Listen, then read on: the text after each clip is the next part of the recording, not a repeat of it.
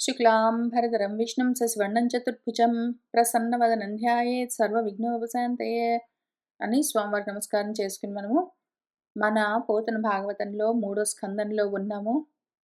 పోతన భాగవతంలో కూడా మనం ఇప్పుడు మళ్ళీ భగవద్గీత చదువుకోవడం మొదలుపెట్టాము. అన్నింటికన్నా ముందు మనకు అత్యవసరంగా కావలసింది ఫోకస్, శ్రద్ధ అత్యవసరము. శ్రద్ధ అన్నదానికి 2 అర్థాలున్నాయి. ఒకటి నమ్మకము. నమ్మకం ఉండాలి. చదువుతున్న సబ్జెక్ట్ పైన, చెప్తున్న వాడిపైన, అదొచ్చిన తత్వం పైన, అన్నిటిపైన జనరల్‌గా నమ్మకం ఉండాలి. అది ఆస్తిక్య భావము. దాని పేరు శ్రద్ధ. దాంతో భక్తి భావం కలుగుతుంది. అంటే అత్యంత ఆసక్తి కలుగుతుంది ఆ వస్తువు పైన. కాక శ్రద్ధ అంటే ఇంకొక అర్థము ఫోకస్. ఫోకస్ లేకపోతే ఏమీ చేయలేము. కాబట్టి ఫోకస్ ఎట్లా సాధించాలి?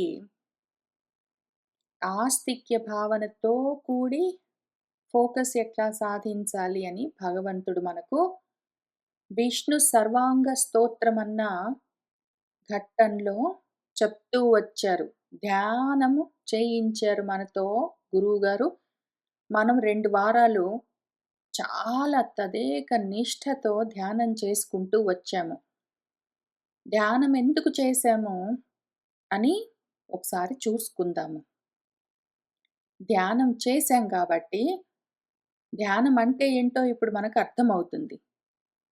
దాంతో చేసింది ఏంటో మనం 2 వారాలుగా ఇవాళ ఒకసారి చూసుకుందాము.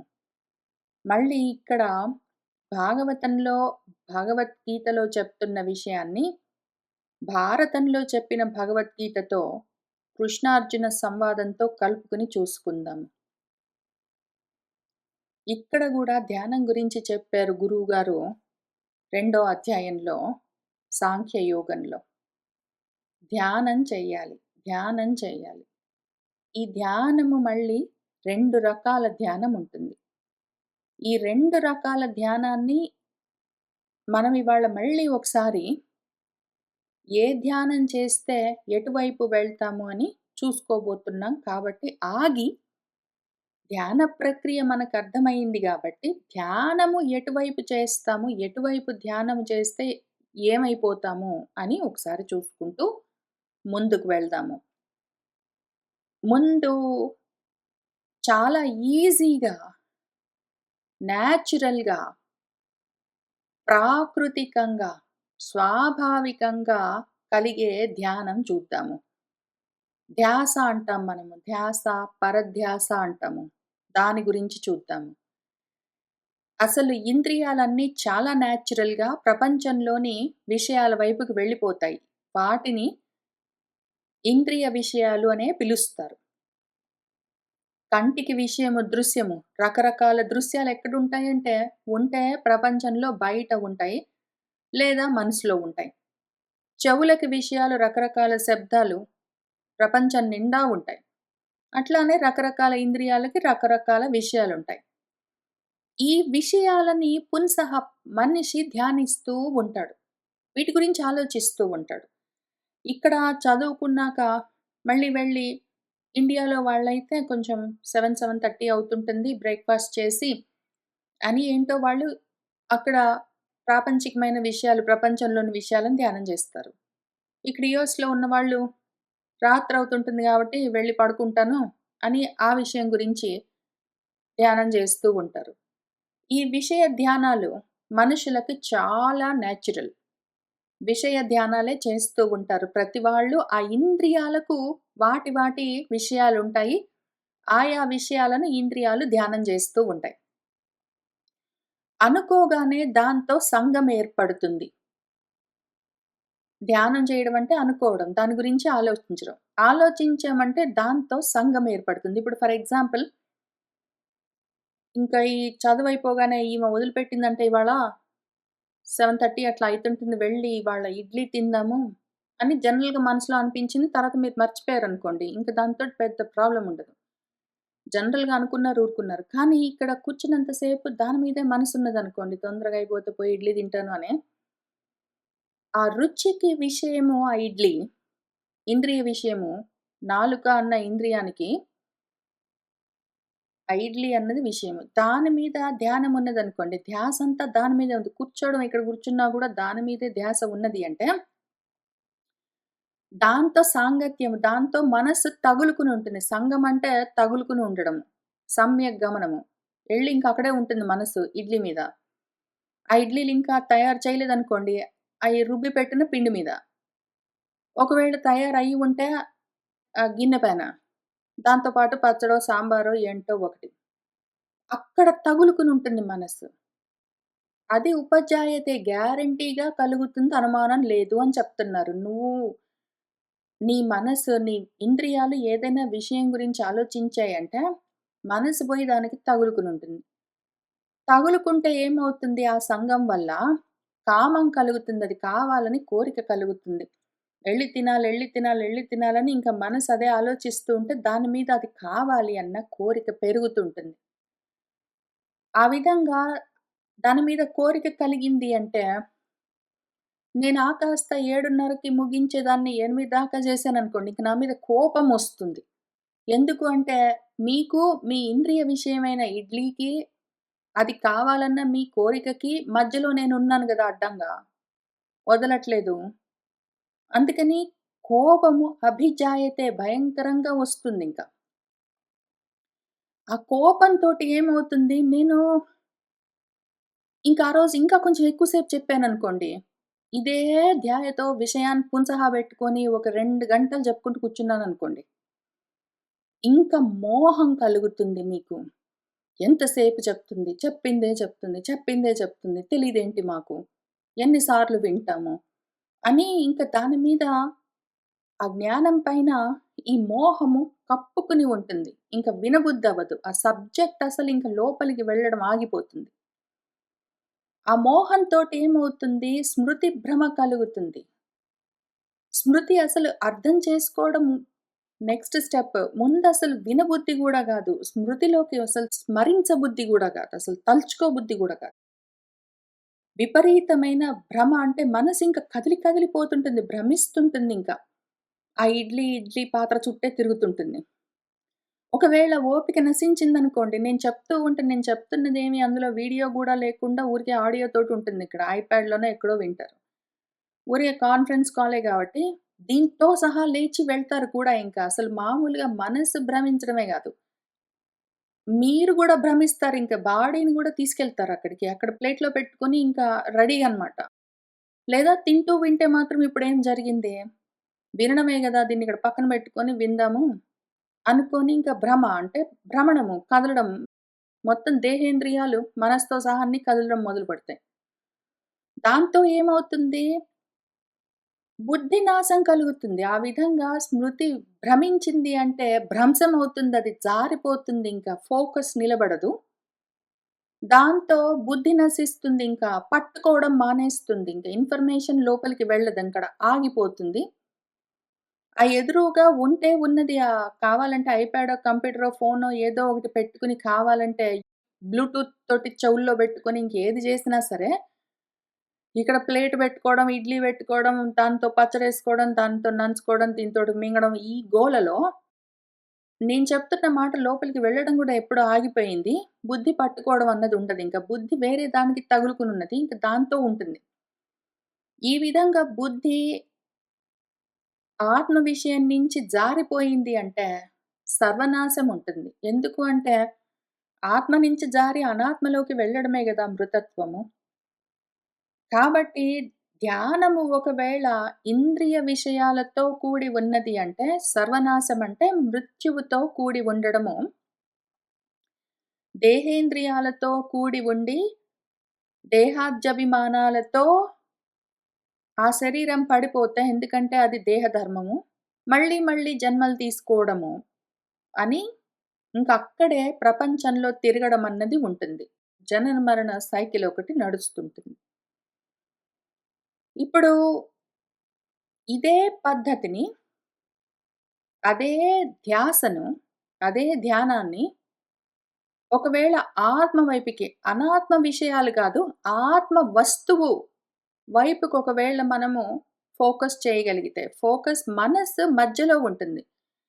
మనస్సు ఇటు సైడ్ ప్రపంచం వైపుకి కూడా చూడగలదు. అటు సైడ్ ఆత్మ వైపుకి కూడా చూడగలదు.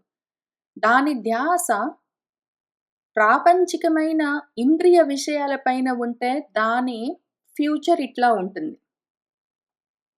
ఒకవేళ అదే ధ్యాస ప్రాపంచికమైన ఇంద్రియ విషయాలు కాకుండా ఆత్మ వస్తువును తగులుకుని ఉంటే ఏం జరుగుతుందో మళ్ళీ ఇదే స్టెప్స్‌తో చూద్దాము. మొత్తం ఇవి 8 స్టెప్స్. ఆ 8 స్టెప్స్‌ని ఆత్మపరంగా చూద్దాము. మన భగవంతుడు మన భాగవతంలో మూడో స్కందంలో చెప్తూ ఉన్న ధ్యానము 2 వారాలుగా చేసుకుంటూ వచ్చాం గదా! ఆ ధ్యానం ఎట్లా చేశామో మనము ఇంద్రియ విషయాలు కాదు, ఆత్మ వస్తువు గురించి తాత్వికంగా ధ్యానం చేశాము. చేస్తూ ఉన్నప్పుడు దాంతో సంఘం ఏర్పడింది మనకు.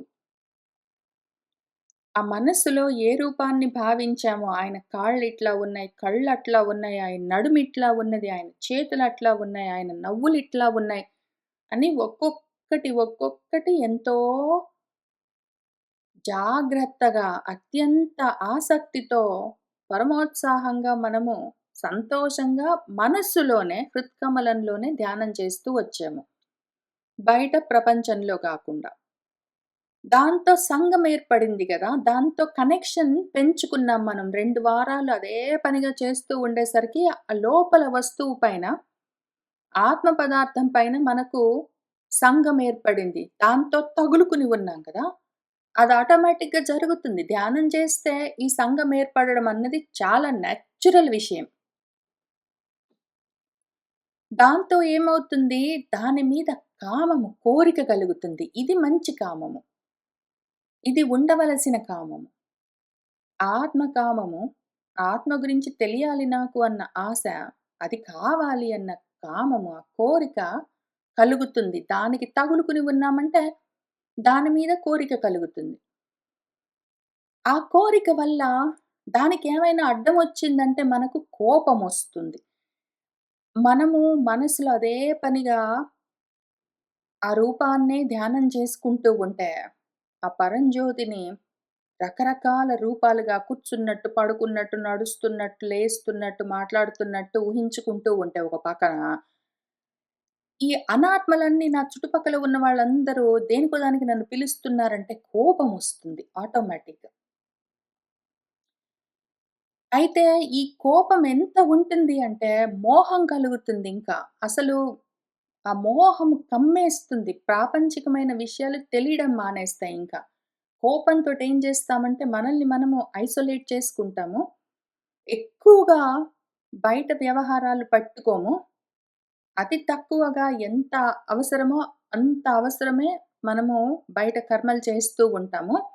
బయట విషయాలన్నీ కప్పబడిపోతాయి మనకు. తర్వాత ఏమవుతుంది అట్లా ఉండగా బయట వ్యవహారాల గురించిన స్మృతులన్నీ చెదిరిపోతూ ఉంటాయి. ఒక్కొక్కసారి పేర్లు గుర్తురావు, విషయము గుర్తురాదు.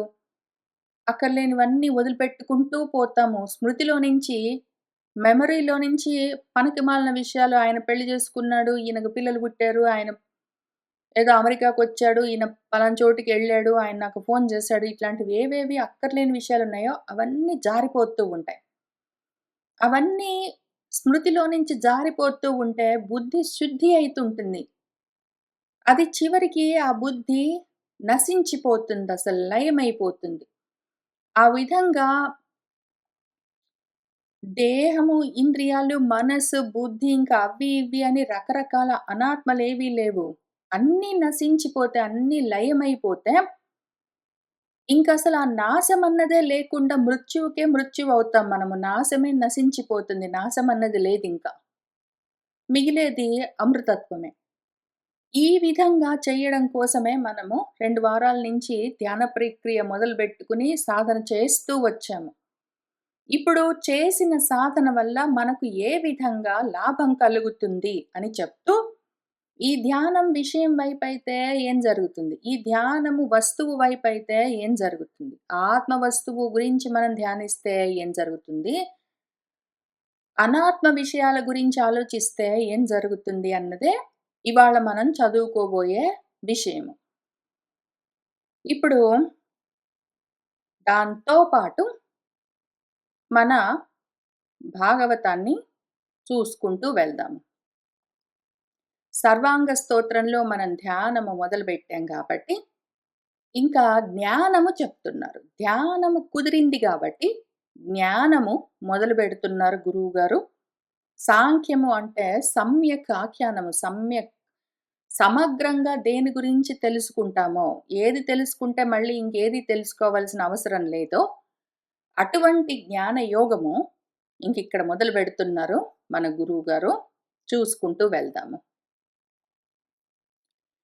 ఈ ప్రకారమున సర్వేశ్వరునందును ప్రతిలబ్ధ భావ సంపన్నుడగుచు చిరతర సద్భక్తిచే ప్రవృద్ధంబైన అతి మోదమున పులకిత శరీరుడగుచు మహోత్కంఠనానంద భాష్పముల్ జడిగొన పరితోష జలధి కృంకి భగవత్ స్వరూపమై భవగుణ గ్రాహక మగుచు మత్సంబంధమనుకరించి సుమహిత ధ్యానమున పరంజ్యోతియందు మనము చాలా నియోగించి మహిమతనరు మోక్ష పదము ఆత్మలోన అపేక్ష చేయును అనఘవర్తనుడైన మహాత్ముడు ఎప్పుడు.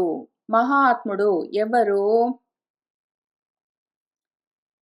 మన పుంసహ, మనవాడు విషయాలు, ఇంద్రియ విషయాలను కాదు వాడు చేసే ధ్యానం, ఆత్మ తత్వం గురించి చేస్తూ ఉన్నాడు. వాడి యొక్క ఉద్ధతి, వాడి ఊర్ధ్వగతి ఎట్లా ఉంటుంది అని చూపిస్తున్నారు.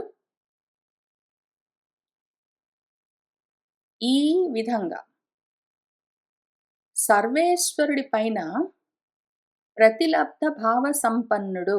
మన భావన, మన మనసులోని ప్రత్యయాలన్నీ భగవత్పరమై ఉండాలి. మన మనసులో కలిగే ఆలోచనలన్నీ భగవత్పరమై ఉంటే అటువంటి బుద్ధికి చిరతరమైన భక్తి కలుగుతుంది. ఆ సత్ గురించిన ఆసక్తి, భక్తి వృద్ధి చెందుతూ ఉంటుంది వాడి మనసులో. దాంతో ఎంత ఆనందం కలుగుతుంది అంటే, ఎందుకు? ఆత్మతత్వము ఆనంద స్వరూపము. బయట అనాత్మలు దుఃఖ స్వరూపాలు. వాటికి దుఃఖాలు ఉంటాయి, సుఖాలు ఉంటాయి. సుఖాలు అనుకుంటూ మళ్ళీ మోహంతో దుఃఖాలను అనుభవిస్తూ, అల్ప సుఖాల కోసం అనంతమైన దుఃఖాలని మోస్తూ ఉండడం, అవన్నీ అనాత్మ విషయాలను ధ్యానం చేయడం వల్ల కలిగే ఫలితము. మనము ఆత్మలో యథార్థ వస్తువు గురించి ధ్యానం చేస్తూ ఉన్నాము కాబట్టి, ఆత్మతత్వ లక్షణము మోదము, ప్రమోదము, ఆనందము, దాని స్వరూపమే అది. దాంతో మనసు నిండుతూ ఉంటుంది. అప్పుడేం జరుగుతుంది?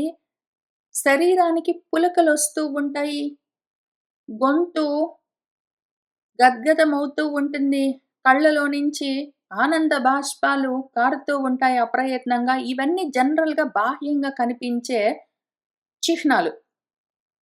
వాడికి అవి గూడా తెలియదు.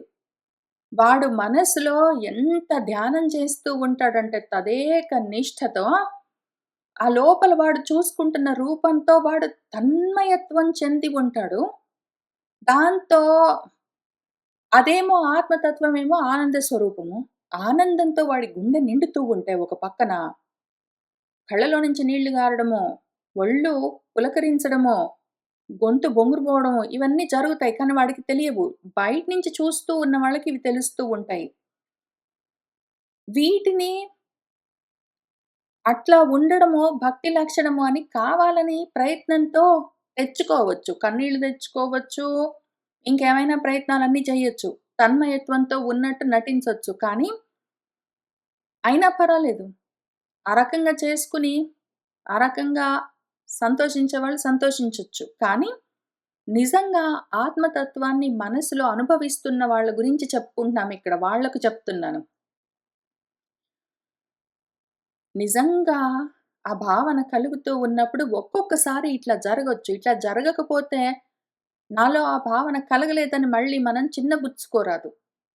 ఒకటి ఇట్లా కలిగినంత మాత్రాన ఒళ్ళు పులకించింది, కన్నుల్లో నుంచి నీళ్లు కారాయి, గొంతు గద్గదమవుతూ ఉన్నది అన్నంత మాత్రాన ఆటోమేటిక్‌గా వాడి మనసులో వాడు ఆనంద స్వరూపాన్ని అనుభవిస్తున్నాడని చెప్పడం కష్టం.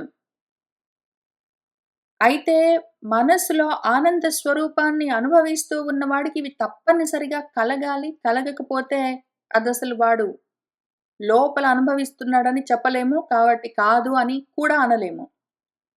వాడు నిజంగా ఆనందాన్ని అనుభవిస్తున్న సమయంలో ఇట్లా జరగొచ్చు, జరగపోవచ్చు, ఎట్లైనా జరగొచ్చు. దానిదేముంది? దేహేంద్రియాలు ఎట్లైనా ప్రవర్తించొచ్చు. కానీ లోపల వాడి స్థితి ఎట్లా ఉంటుందంటే, ఆ ఆనంద బాష్పాలు జడివానలాగా కురుస్తూ ఉన్నట్టుగా, పరితోష జలధిలో, సంతోషమన్న సాగరంలో, ఆనంద సాగరంలో వాడు మునిగి తేలుతూ ఉంటాడు. ఆ సమయంలో భగవత్ స్వరూపంతో వాడు కూడి ఉంటాడు. ఎందుకు అంటే మనం ఏది ధ్యానం చేస్తామో మన మనసు అదే అయి ఉంటుంది. ఆ విధంగా పూర్తిగా మారిపోతుందని మనం చెప్పుకుంటూ వచ్చాము. 2 వారాల కింద ధ్యానం మొదలుపెడుతూ ఉన్న సమయంలో, ఏది ధ్యానం చేస్తామో మన మనసు ఆ ఆకారాన్ని తీసుకుంటుంది. ఇక్కడ భగవదాకారమై ఉంటుందది పూర్తిగా. బ్రహ్మాకారమై ఉంటుంది ఆ మనసు. అప్పుడు భవగుణాలు, ఈ జన్మలు, జన్మల్లోని గుణాలు వాటన్నిటిని గ్రసిస్తుంది. ఆ మనసులో ఇంక అవన్నీ నిలబడి ఉండవు. ఆ గుణాలన్నీ పోయేసరికి గుణాలు లేకుండా నిర్గుణంగా ఉన్న సంబంధము, ఆత్మ సంబంధం అయి ఉండడం చేత ఆ బంధము సంగహత్తేషు ఉపజాయతే అని ఏది చెప్పారో ఆ సంగము కలుగుతూ ఉంటుంది. దాని పేరు బంధం అని చెప్తున్నారిక్కడ. ఆ ఆత్మ బంధం కలుగుతూ ఉంటుంది. అనాత్మలతో బంధాలు కాదు. అనాత్మలతో రకరకాల సంబంధాలన్నీ పెట్టుకుని వాటిలో నుంచి బయటపడ్డమే మోక్షం అనుకుంటూ తిరగడం అవన్నీ కాదు. ఆత్మతో సంబంధం పెట్టుకుంటాం మనం ఇంకప్పుడు. సంగహతేషు ఉపజాయతే ఆటోమేటిక్‌గా. ఆ విధంగా అనుకరించి దాన్ని ఫాలో అవుతూ నెక్స్ట్ జరిగేదేమి అంటే, సుమహితమైన ధ్యానంలో ఇంకా గొప్ప ధ్యానము అట్లా నిష్టగా నిలబడి ఉంటుంది. ఆ ధ్యాన స్థితిలో, సమాధి స్థితిలో పరంజ్యోతి, ఆత్మజ్యోతి లోపల తెలుస్తూ ఉంటుంది. మనసులో చాలా దానితో నియోజించి ఇక యోగమంతా దానితోటే మనకు. మన యోగమంతా దానితోటే. దాంతో మహిమ తనరు మోక్ష పదము ఇంక నాకు మోక్షం కావాలి అన్న అపేక్ష, కోరిక మొదలవుతుంది. దాంతో సంఘం కలిగేసరికి కామం కలుగుతుంది. అది కావాలి నాకు అన్న. ఎందుకు అంటే ఆత్మ వస్తువు మోక్ష స్వరూపము. మోక్షం కావాలన్న ఇచ్చ, ఆ కామము ఎక్కువవుతుంది మనకు. మూడో స్టెప్‌లోకొస్తాము.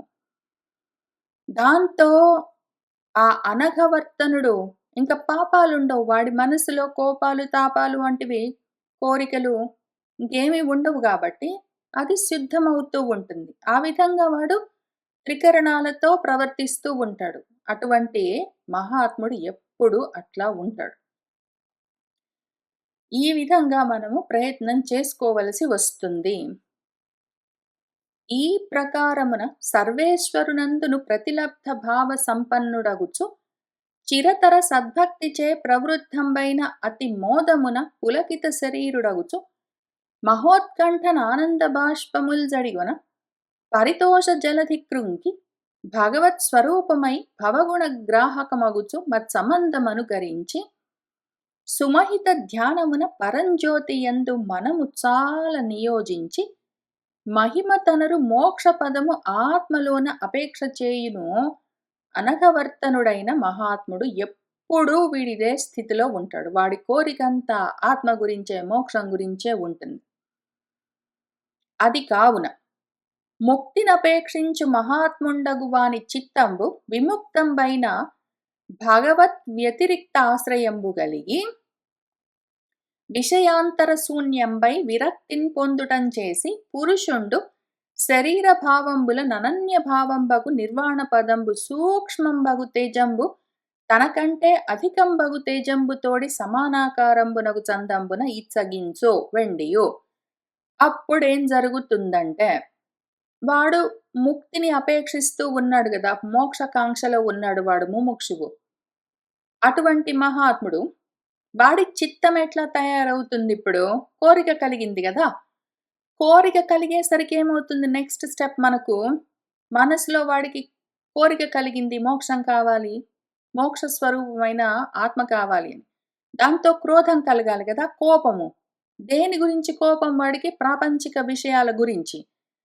కాబట్టి వాడి చిత్తంలో విరక్తి కలుగుతుందింక. ఆత్మ గురించి కామం కలిగేసరికి అనాత్మ ప్రపంచం పైన కోపము అంటే విరక్తి కలుగుతుంది. దాంతో విముక్తమైన భగవత్ వ్యతిరిక్త ఆశ్రయంబు. భగవత్ వ్యతిరేకమైన, ఆత్మ వ్యతిరేకమైన విషయాలు, అనాత్మలను ఆశ్రయించి ఉన్న వాటన్నిటి గురించి విరక్తి కలుగుతుంది. వాటిలో నుంచి ముక్తి కలుగుతుంది. అందులో నుంచి బయటపడిపోతుంది ఆ మనసు. దాంతో విషయాంతర శూన్యంబై ఇంక ఏ రకమైన విషయాలు అందులో ఉండవు. శూన్యం క్లీన్ అయిపోతుంది మనసంతా. ఆ రకంగా విరక్తిని పొందుటం చేసి అప్పుడేమవుతుంది? క్రోధం వచ్చింది, విరాగం కలిగింది కదా! వైరాగ్యంతో ఉన్నది మనసు. ఆ వైరాగ్యం వల్ల సమ్మోహం ఇంకా ఏ రకమైన జ్ఞాపకాలు ఉండవు. రాగము లేకుండా పోతుంటుంది ఇంక పూర్తిగా. అనన్య భావము కలుగుతూ ఉన్నప్పుడు అన్యభావము మనసులో నుంచి జారిపోతూ ఉంటుంది. దాంతో ఈ మోహాలు మనసులో నుంచి జారిపోయి బుద్ధి దగ్గరికి వచ్చి నిలబడగా నిర్వాణ పదము సూక్ష్మమైన తేజము, చిన్న దీపం ఏదో పెద్ద దీపంలో కలిసిపోయినట్టు. ఏదో మనం ఒక చిన్న ప్రమిదలో దీపాన్ని వెలిగించాము రాత్రిపూట, అది కొంత వెలుగిస్తుంది. అయితే తెల్లవారేసరికి, సూర్యోదయం అయ్యేసరికి ఆ అనంతమైన తేజస్సు ముందు నా చిన్న దీపపు కాంతి ఇంకా అందులో లయమైపోతుంది, కనిపించదు. ఆ రకంగా ఏమవుతుంది? నా బుద్ధి కాస్త వెళ్ళి నశిస్తుంది. అంటే ఆత్మ జ్యోతిలోనే కలిసిపోతుంది. ఈ రకంగా నిర్వాణ పదము మోక్ష స్థితి కలుగుతుంది. చిన్న దీపము పెద్ద ప్రకాశంలో కలిసిపోయినట్టు నా దేహేంద్రియ మనోబుద్ధ్యాదులన్నీ వెళ్ళి నాలో లయమైపోతాయి. ఆ చందంబున ఇచ్చగించును. వాడు అట్లా దాన్ని సాధిస్తాడు. ధ్యానం వల్ల మనకు కలిగే లాభమిది. ఎందుకు చేశాము మనము? విష్ణు సర్వాంగ స్తోత్రం అని ఈ ఘట్టంలో 2 వారాలుగా మనం ఎందుకు ధ్యానం చేస్తూ వస్తున్నాము? దేన్ని ధ్యానం చేశాము? ఎటువంటి ధ్యానం వల్ల ఎటువంటి ఫలితం కలుగుతుంది అని మనం ఇంతవరకు చూసుకున్నాము. పురుషుడు చరమమై భువిని అన్య విషయ నివృత్తమై తగ నివర్తించో చిత్తవృత్తాదులను గల్గి వెలయంగా ఆత్మీయమగు మహిమ సునిష్ఠుడై లభించు సుఖ దుఃఖముల మనస్సున తలపక అహంకార ధర్మంబులుగా తలంచి అనయంబు సాక్షాత్కృత ఆత్మతత్వము గల్గునతడు జీవన్ముక్తుడో అంద్రో ధీరులు. అతడు ఏ చందమున ఉండునో అనిన వినుము. తన శరీరంబు నిలుచుటయును, చరించుటయును, కూర్చుండుటయును ఇకేమియు ఎరుంగక అర్థివర్తించు విను తల్లి అతడు మరియు. ఆ విధంగా అటువంటి స్థితికి వచ్చిన వాడు ఎట్లా ఉంటాడు అంటే, వాడు ఆ మనస్సులో ఆత్మతత్వాన్ని ధ్యానం చేసుకుంటూ ఉన్నాడు. వాడి బుద్ధితో సహా అన్నీ నశించిపోయాయి. అన్నీ ఆగిపోయాయి. బుద్ధి వృత్తులతో సహా అన్ని వృత్తులు ఆగిపోయాయి. సర్వము ప్రణశ్యతి, మొత్తము అనాత్మ అంతా ఆగిపోయింది. కానీ శరీరం ఇంకా ఉన్నది కదా! అది కర్మలు చేస్తూ ఉన్నది. ఎందుకు అంటే వాడికి ప్రారబ్ధంగా ఇంకా కొంతకాలం ఉన్నది, ఆ రూపంలో ఉండవలసి ఉన్నది అంటే, ఆ రూపం నడుస్తూ ఉంటుంది గానీ, దానితో వీడికి సంబంధం తెగిపోయింది. కనెక్షన్ కట్ చేసుకున్నాడు గదా! దీంతో, ఈ పద్ధతిలో. అటువంటి వాడు భూమి మీద తిరుగుతున్నట్టే కనిపిస్తాడు, తింటున్నట్టే కనిపిస్తాడు, ఉంటున్నట్టే కనిపిస్తాడు. కానీ వాడికి దాని మీద ధ్యాస లేదు. ఎందుకంటే వాడు ధ్యాసని ఇటు తిప్పేసాడు కంప్లీట్‌గా 180 డిగ్రీస్. దేహేంద్రియాల పట్ల ధ్యాస లేదు వాడికి. బయట ప్రాపంచికమైన విషయాల గురించిన ధ్యాస లేదు వాడికి. అక్కడ ఏం జరిగినా సరే వాడు పట్టించుకోడు. బయట్నించి ఈ అనాత్మల లోకంలో ఉన్నవాళ్ళు, ఈ అనాత్మలు వాడిని చూస్తూ ఉంటే వాడు ఇవన్నీ చేస్తూ ఉన్నట్టు, కూర్చున్నట్టు, పడుకున్నట్టు వాళ్ళకి కనిపిస్తుంటుంది. అయితే ఆ రూపంలో ఉన్నవాడు ఈ బయట ప్రపంచంతోటి కనెక్షన్‌ని కంప్లీట్‌గా కట్ జేసుకున్నవాడు, అందులోనే ఉంటాడు కానీ దానికి తగులుకోకుండా ఉంటాడు గాబట్టి వాడికి తెలియని గూడా తెలీదు. అసలు ధ్యాస ఉండదు వాడికి వాడి పైన. నేను అని వాడు అనుకోడు దాన్ని. కాబట్టి వాడికి ధ్యాసే ఉండదు. అట్లాంటి వాడెట్లా ఉంటాడు? ఆ పురుషుడు. ఇంక వాడికది చరమ జన్మ. ఇంక చివరి జన్మ వాడికి. ఈ భూమి మీద. అటువంటి వాడు అన్య విషయ నివృత్తమై ఆత్మ కాకుండా అనాత్మగా ఉన్నది ఏది వాడికి తెలియదింక. అనాత్మని వాడు దేన్ని అనాత్మ అనుకోడు. అన్నీ ఆత్మగానే భావిస్తూ ఉంటాడు. ఆ విధంగా తగన్ నివర్తించును. వెనక్కి తిరిగిన వాడు ఆత్మలోకి వెళ్ళిపోయి ఉన్నాడు. అక్కడి నుంచి వాడు ఆత్మగా వ్యాపించాడు. అన్నీ ఆత్మగానే చూస్తాడు తన స్వరూపంగానే. అనాత్మగా వాడికేది కనిపించదు. ఆ విధంగా చిత్తవృత్తులుంటాయి వాడికి. ఎందుకు? చిత్తము వాసుదేవమయము. ఆ చిత్తము కాస్త వాసుదేవమయమై ఉన్నది. అది వ్యాపిస్తూ ఉన్నది. ఆ విధంగా కలిగి వెలయంగా ఆత్మీయమగు మహిమ సునిష్ఠుడై వాడు స్వే మహిమ్ని అని చెప్తారు మనకు ఉపనిషత్తుల్లో. వాడి స్వీయ మహిమలోనే, వాడి ఆత్మలోనే వాడుంటాడు. ఆత్మనిష్టతో ఉంటాడు వాడు. వాడి సత్ స్థితిలో ఉంటాడు. వాడు సత్‌గా ఉంటాడు. ఆ రకంగా వాడున్నప్పుడు వాడికి ఆ శరీరానికి సుఖదుఖాలు వస్తూ ఉన్నట్టుగా అనిపిస్తే గూడా, వాడు మనసు పట్టుకోదు. ఎందుకంటే వాడి మనసు చిత్తంగా మారింది. అది విశ్వవ్యాపకమై ఉన్నది. ఆత్మగా ఉన్నదది. దానికి తన పరాలే లేనప్పుడు సుఖదుఖాలన్నవి ఉండవు. వాటినింక తలుచుకోవడం అన్నది లేదు. ఒకవేళ శరీరానికి సుఖదుఖాలున్నాయి. శరీరం కింద పడ్డదో, దానికి దెబ్బలు తాకాయో, దానికి జరమొచ్చిందో, దానికి ఆకలేసిందో, నిద్రొచ్చిందో ఏవైనా సరే, అవన్నీ ఆ దేహంలో ఉన్న అహంకారం యొక్క ధర్మాలుగా తలుస్తాడు వాడు. ఫాల్స్ ఇగో అని శరీరంలో, దేహంలో ఏ అహంకారం నేను అనుంటుందో, నేను అన్నం తిన్నాను, నేను పడుకున్నానని అంటూ ఉన్న సమయంలో ఏ నేను ఉన్నదో, ఆ నేను యొక్క ధర్మాలివి. నా ధర్మాలు కావు. నాకసలు ధర్మాలు లేవు. ధర్మాధర్మ వివర్జితమై ఉన్నాను నేను. సర్వధర్మాలు పరిత్యజించి, ధర్మాలకు నేను కావాలంటే ఆధారమై ఉంటాను. దేహేంద్రియ ధర్మాలన్నిటికి దేహ ధర్మాలుంటాయి. ఇంద్రియ ధర్మాలుంటాయి. మనోధర్మాలుంటాయి. బుద్ధి ధర్మాలుంటాయి. ఈ ధర్మాలన్నింటికి నేను ఆధారమై ఉన్నాను కానీ, నాకు ధర్మాలు లేవు అన్న జ్ఞానం వాడికి ఆల్రెడీ కలిగే వాడు ఈ స్థితికొచ్చాడు కాబట్టి, ఆ ధర్మాలు, ఆ కర్మలన్నీ దేహానివి, దాన్ని నడిపిస్తున్న అహంకారానిది అని తలంచి, అనయంబుయ అప్పుడు వాడు సాక్షాత్కృత ఆత్మతత్వము గలుగునతడు. ఎప్పుడు వాడు ఆత్మతత్వంలోనే నిష్టగా ఉంటాడు వాడు. ఆత్మనిష్టలో ఉంటాడు వాడు. జ్ఞాననిష్ట గూడా గాదు వాడు. జ్ఞానాన్ని గూడా దాటాడిప్పుడు. జ్ఞానాజ్ఞానాలు గూడా అహంకార ధర్మాలు, ఆత్మధర్మాలు కావనుకోని వాడు జ్ఞానమై ఉంటాడు. అటువంటి వాడు జీవన్ముక్తుడు. బ్రతికి ఉన్నట్టుగా కనిపిస్తాడు. కానీ వాడు ఆత్మగా ముక్తుడై ఉన్నాడు అని ధీరులు, జ్ఞానులు అంటారు. అండ్రు అంటే అంటారు. వాడెట్లా ఉంటాడు బయట నుంచి చూసే వాళ్ళకి?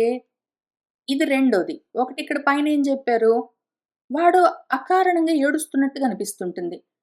వాడు ఏంటో మాటలు రానట్టు జడుడిలాగా ఉంటాడు. ఉత్కంఠతతో ఉన్నట్టుంటాడు. ఏంటో అక్కర్లేకుండా వాడి శరీరమంతా పులకాంకురాలెత్తి కనిపిస్తూ ఉంటుంది. ఏంటో వాడు అసలట్లా ఉంటాడు. అంత పరధ్యాసేంటో. ఎప్పుడు పరధ్యానంగా ఉంటాడు అని బయట నుంచి చూసేవాళ్ళు అనుకోవాల్సిందే. వాడికి తెలియదు. ఇంత మాత్రమే గాదు. వాడింకెట్లా ఉంటాడంటే వాడి పరిస్థితి అయోమయంగా ఉంటుంది బయట నుంచి చూసేవాళ్ళకి. వాడు విను చెప్తాను వాడెట్లా ఉంటాడో. వాడి శరీరము ఉన్నది. వాడి శరీరం చరిస్తుంది, కదులుతుంది. వాడి శరీరం కూర్చుంది అని వాడికి అవి కూడా తెలియవు. ఈ శరీరము ఇది నాది, అది కూర్చుంది అని కూడా చూడడు. అసలు వాడు ఎటువంటి లెవెల్‌లో ఉంటాడంటే మానసిక స్థితి ఎట్లా ఉంటుందంటే,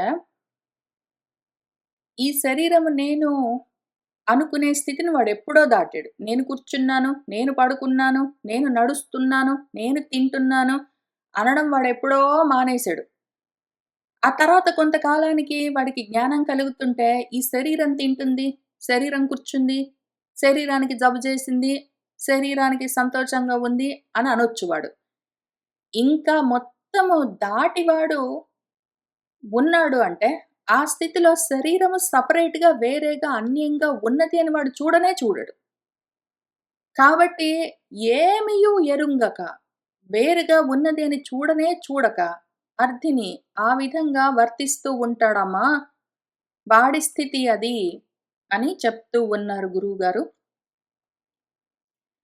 పురుషుడు చరమమై భువిని అన్య విషయ నివృత్తమై తగ నివర్తించో చిత్తవృత్తాదులను గల్గి వెలయంగా ఆత్మీయమగు మహిమ సునిష్ఠుడై లభించు సుఖ దుఃఖముల మనసున తలపక అహంకార ధర్మంబులుగా తలంచి అనయంబు సాక్షాత్కృత ఆత్మతత్వము గల్గునతడు జీవన్ముక్తుడండ్రు ధీరులు అతడు ఏ చందంబున ఉండునో అనిన వినుము తన శరీరంపు నిలుచుటయును చరించుటయును కూర్చుండుటయును ఇకేమియూ ఎరుంగక అర్థి వర్తించో విను తల్లి అతడు మరియు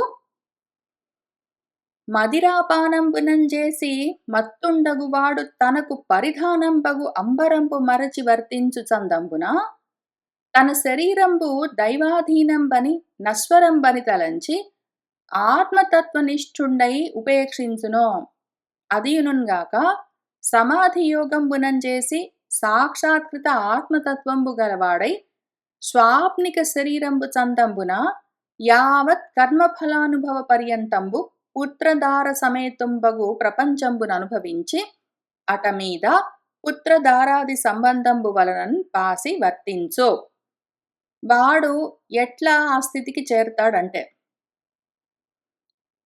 వాడి ధ్యానం ఇంక మనము పోయిన 2 వారాల నుంచి చేసుకున్న లాంటి ధ్యానం అది ప్రాబబ్లీ ఎంట్రీ లెవెల్‌లో కొంతగా ఉండిండొచ్చు, కొంత దూరం వెళ్ళిండొచ్చు. వీడి ధ్యానం ఇంక నిరంతరంగా ఆజ్యధారవత్ ఉంటుంది. ఇంక సాగుతుంటుంది. అక్కడి నుంచి వాడు బయటికి రాడు. వస్తే వాడికి కోపము, వాటన్నిటిపైన వైరాగ్యము. వాటితో విముక్తుడై ఉంటాడు వాడు. దాంతో ఏమవుతుందంటే, వాడి శరీరం కూర్చుందా, నిలబడ్డదా, నడుస్తుందా, తిన్నదా, పడుకుందా అని వాడికి ఎందుకు పట్టదు. వాడి శరీరం ఎటువంటి స్థితిలో ఉన్నదని గూడా వాడెందుకు చూసుకోడు అంటే, బాగా తాగిన వాడున్నాడనుకోండి. మదిరాపానం చేసి మత్తుడై ఒకడున్నాడు. బాగా మద్యపానం చేసి మత్తెక్కి ఉన్నవాడొకడున్నాడు. వాడు పరిధానం ఏదో వస్త్రాలు ధరించాడు. ఆ అంబరాలు. ఒక్కొక్కసారి బాగా తాగి మత్తులో ఉండి ప్రవర్తిస్తున్న వాడి శరీరం పైన వస్త్రాలు గూడా జారిపోతూ ఉండొచ్చు. అయినా గూడా వాడు మరచి ప్రవర్తిస్తూ ఉంటాడు. వాడికి తెలియని గూడా తెలీదు. ఆ ఎరుక గూడా ఉండదు వాడికి. ఒంటి పైన స్పృహ ఉండదు వాడికి. వస్త్రాలు జారిపోతూ ఉంటే కూడా వాడికి తెలియని గూడా తెలియదు. అట్లానే అదే చందంబున మనవాడు కూడా.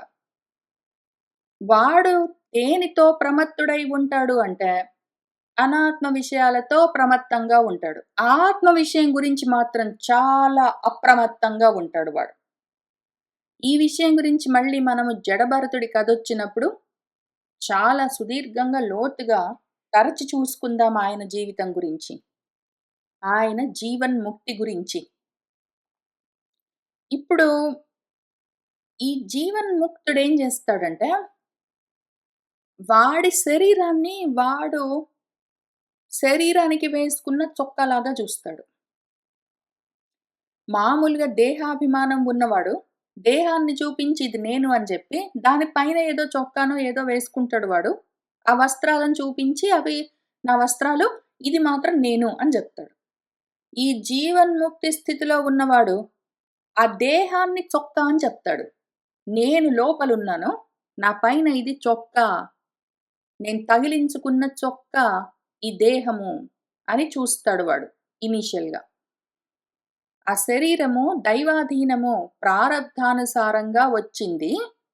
అది నశ్వరము, నశించిపోతుంది అని వాడికి తెలుస్తూ ఉంటుంది. ఇదే విషయం మళ్ళీ మన కృష్ణార్జున సంవాదం అన్న భగవద్గీతలో కూడా ఏదో ఒక శిథిలమైపోయిన వాసాంసి జీర్ణాని అన్న శ్లోకంలో చెప్పిన విధంగా నశించిపోతూ ఉన్న, శిథిలమైపోయి చివికిపోతూ ఉన్న చొక్కాని విడిచి కొత్త వస్త్రాన్ని ఎట్లా ధరిస్తామో అట్లానే ఆత్మ గూడా శిథిలమైపోతున్న ఈ చొక్కా లాంటి దేహాన్ని వదిలి మళ్ళీ కొత్త దేహాన్ని ధరిస్తుంది అని చెప్తూ వచ్చారు. వీడికి ఆ విషయం తెలుస్తుంటుంది. భగవంతుడేం చెప్పారో అది వాడికి తెలుస్తూ ఉంటుంది. కాబట్టి దాన్ని చొక్కాను చూసినట్టు చూస్తాడు. మనము మళ్ళీ ఇదే భాగవతంలో, ఇదే దేవహూతి కపిల సంవాదంలో చివరగా ఈ భగవద్గీతలో కూడా దేవహూతి ఏ విధంగా తన దేహాన్ని మృణ్మయమైన మట్టితో తయారైన చొక్కాగా చూసింది, మలినాంబరంగా. ఎందుకు అంటే మట్టితో తయారైంది. మట్టి, అన్నము, నీళ్లు, నిప్పు వాటితో తయారైన ఈ దేహాన్ని మలినాంబరంగానే చూసిందామె. ఆ దేహము నేను అని అనుకోలేదామె. లోపల ఉన్నది ఆమె. అంతటా ఉన్నది ఆమె. అంతటా ఉన్నాను నేను. నేను ఈ మలినమైన అంబరాన్ని, ఈ చొక్కాని ధరించాను, దేవహూతి అన్న చొక్కా ధరించాను అని చూసుకున్నది. ఎప్పుడో ఒకప్పుడు చూస్తూ ఉండగానే ఆ దేహం రాలిపోయింది. ఒక పనైపోయింది. అట్లా చూస్తూ ఉంటారు మన వాళ్ళు. ఆ స్థితిలో ఉన్నవాళ్ళు. దైవాధీనము, దైవం అంటే ప్రారబ్ధం. ప్రారబ్ధానుసారంగా వచ్చింది. కాలాన్ని బట్టి ఉంటుంది. కాలం వస్తే నశించిపోతుంది. నేను తగిలించుకున్న చొక్కా ఇది అని చూస్తారు. వాళ్ళు దాన్ని పట్టించుకోరు. ఆత్మతత్వంలోనే నిష్టగా ఉంటారు. ఆత్మతత్వ నిష్టతో ఉన్నవాళ్ళు, ఆత్మనిష్టలో ఉన్నవాళ్ళు దీన్ని ఉపేక్షిస్తారు, పట్టించుకోరు. అదిగాక సమాధి యోగంబునం చేసి ఇంకా ధ్యానము, సమాధిగా ఇంకా స్థిరపడి ఉంటుంది వాళ్లకు. సాక్షాత్కృత ఆత్మతత్వము వాళ్లకు సాక్షాత్తుగా ప్రత్యేగాత్మ తెలుస్తూ ఉంటే లోపల, అది కలవాడై వాడప్పుడు వాడి పరిస్థితి ఇంకొకటి చూద్దాము.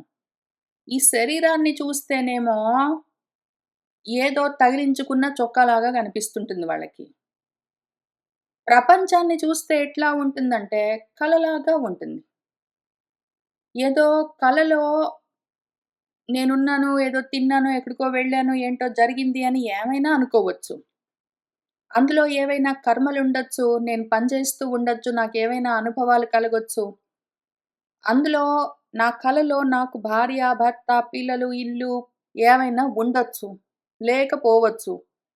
నేను మేల్కొన్న తర్వాత ఓహ్! అదంతా కల, నిజం గాదా అని ఎట్లా తెలుస్తుందో, అట్లానే వీడు మళ్ళీ ఇదే విషయము కృష్ణార్జున సంవాదంలో అందరూ రాత్రైంది పడుకుంటాను, తెల్లవారింది లేస్తాను, కర్మలు చేస్తానని అనుకుంటున్న సమయంలో మామూలుగా అజ్ఞానులు, అనాత్మల్లో తిరుగుతూ ఉన్నవాళ్ళు, అటువంటి వాళ్ళేమనుకుంటారంటే, ఇదిగో నేను మేల్కొన్నాను, ఇప్పుడు జాగృత అవస్థలో ఉన్నాను, కర్మలు చేసుకుంటున్నాను, పొద్దునయింది.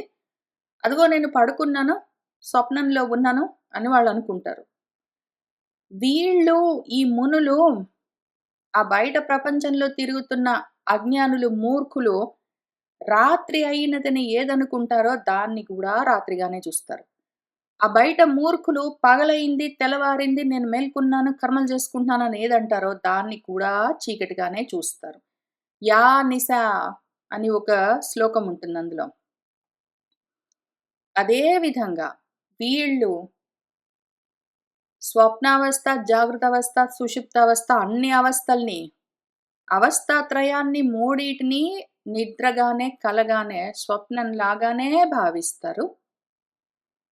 వీళ్ళు మేల్కున్నారు కాబట్టి ఈ ప్రపంచంలో తిరుగుతున్న వాళ్ళకి ప్రపంచం ఉన్నదని కనిపిస్తున్నదంతా వీళ్ళకది కలలాగా కనిపిస్తుంటుంది. ఊరికే కలలాగా చూస్తుంటారు వాళ్ళు దాన్ని. ఆ దేహాన్నేమో చొక్కాలాగా చూస్తారు. ఈ ప్రపంచాన్ని మొత్తాన్ని కలలాగా చూస్తూ ఉంటారు. ఇంక దాంతో ఏమవుతుంది? పుత్రుడు లేదు, ధార లేదు, విత్తము లేదు, ఇల్లు లేదు, పిలుకున లేదు. అన్ని సంబంధాలు, అనాత్మ సంబంధాలు పాసి వదిలిపెట్టి ప్రవర్తిస్తూ ఉంటారు. వాళ్ళకున్నదేమి? ఆత్మ సంబంధం. వాళ్ళకున్నదేమో ఆత్మ సంబంధం.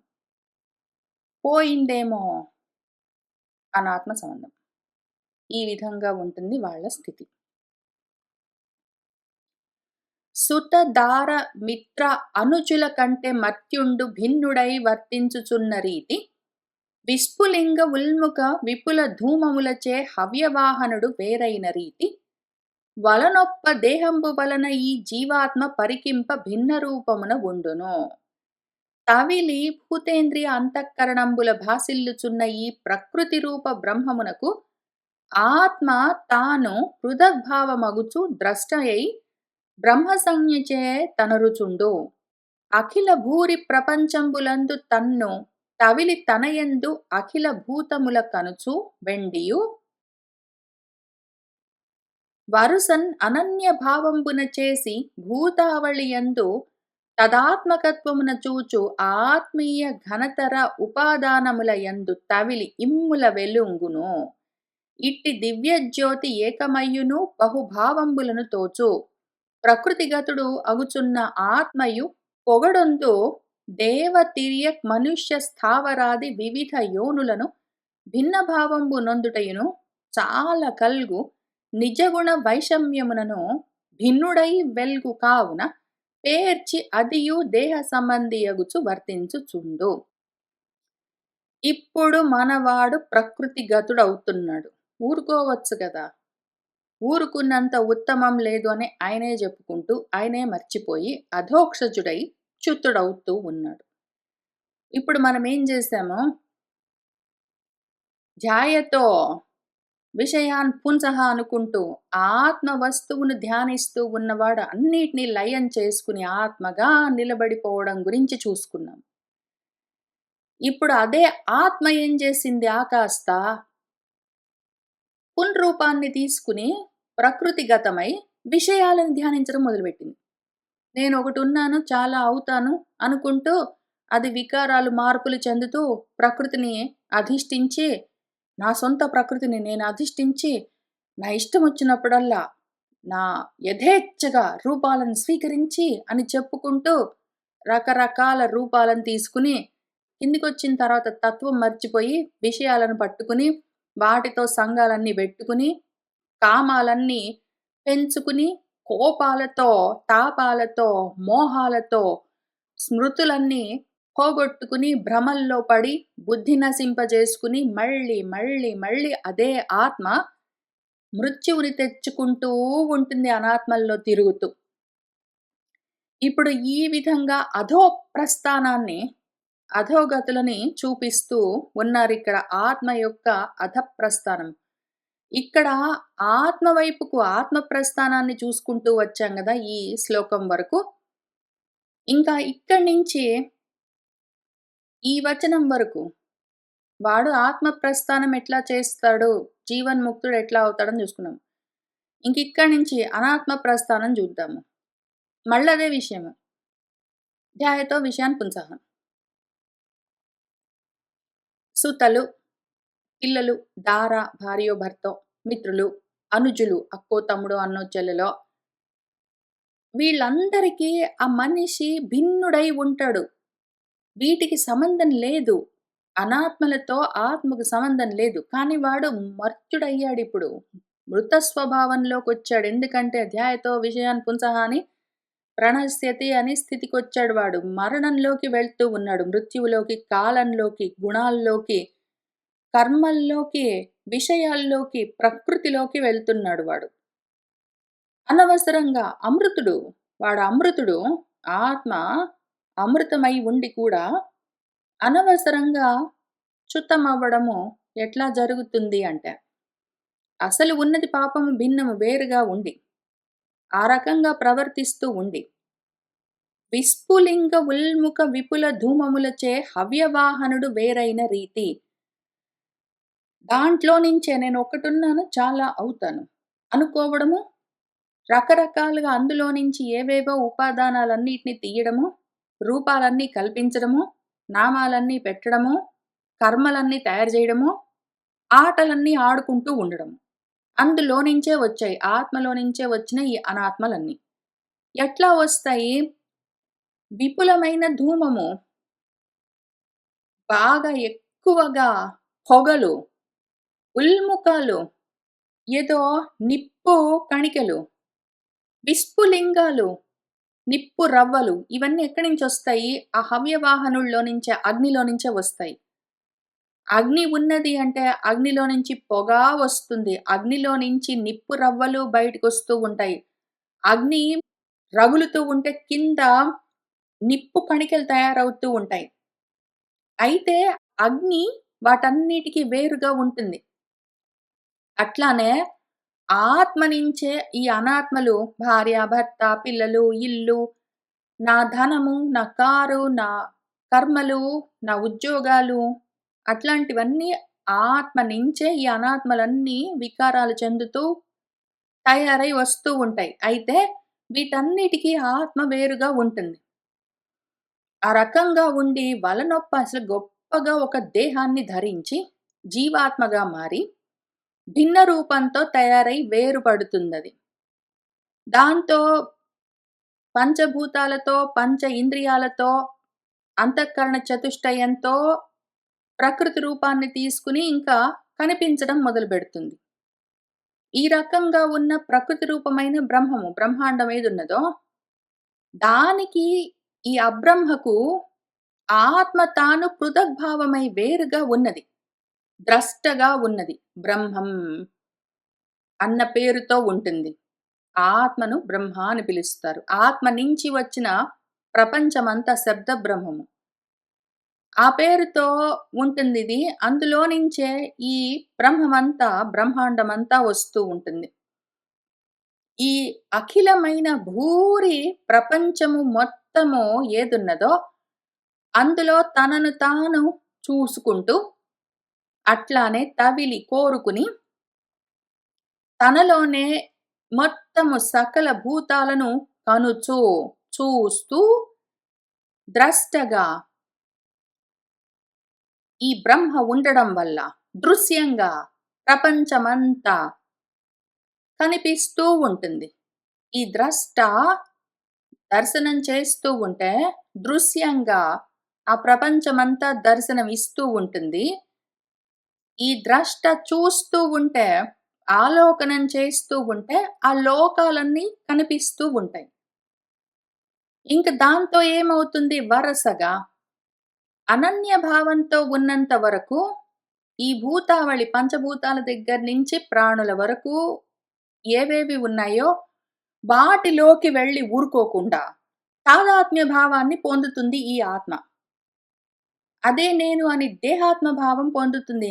ఆత్మ కాస్త ఆ దేహాన్ని చూసుకుని మోహపడి, కాబట్టి ఎక్కడికొచ్చాం మనము? మోహంలోకొచ్చాము. ఇంకిక్కడికొచ్చాం మనం.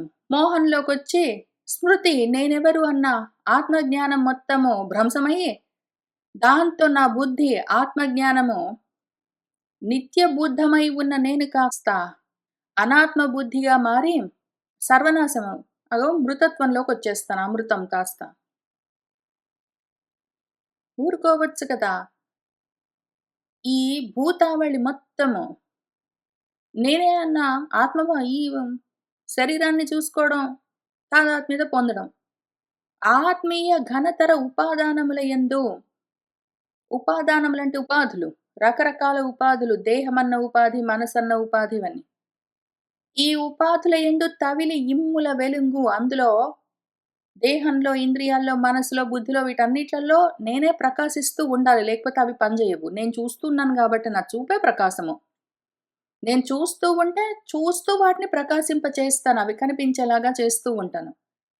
అటువంటి దివ్య జ్యోతిని నేను ఏకమై ఉన్నా గూడా బహుభావాలతో ఎన్నో చూస్తూ ఉన్నానని నేను అనుకుంటూ ఉంటే అవన్నీ కనిపిస్తూ ఉంటాయి నాకు. తోస్తూ ఉంటాయి నాకు. నా చూపుకి తెలుస్తూ ఉంటాయి.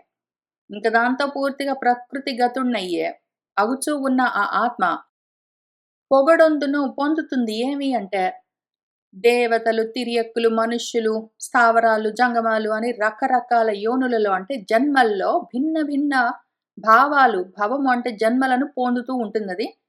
దాంతో చాలా కలుగుతూ ఉంటాయి ఇటువంటి రూపాలన్నీ, వాటికి నామాలన్నీ, వాటికి కర్మలన్నీ, వీటన్నిటితో నిజ గుణ వైషమ్యమునను ఇంక గుణాలన్నీ బయలుదేరుతాయి గదా మరి.